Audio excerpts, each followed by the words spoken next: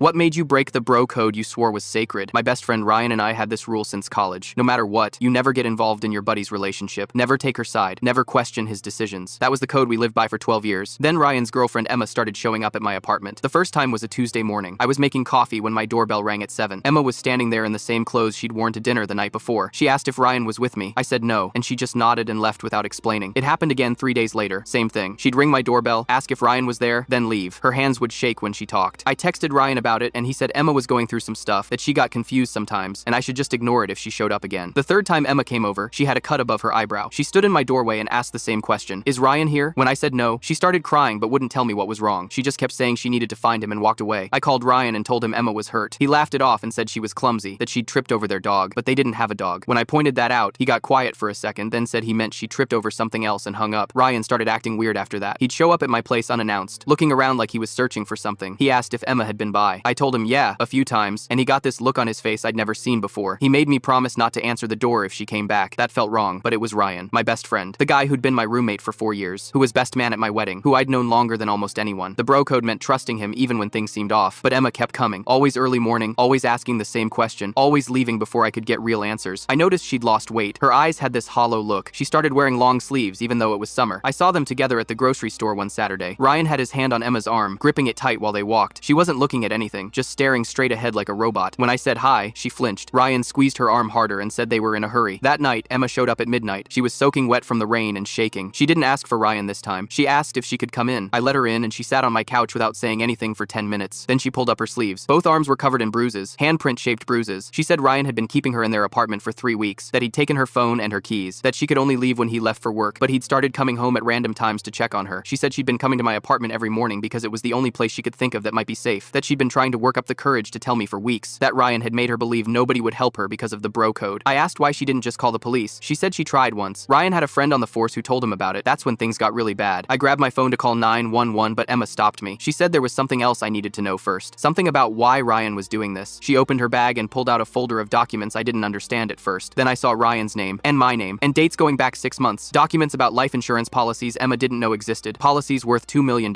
with me listed as the beneficiary if Emma died. And that's when I realized what my best friend had been planning all along. The rest of the story is on my channel or linked below.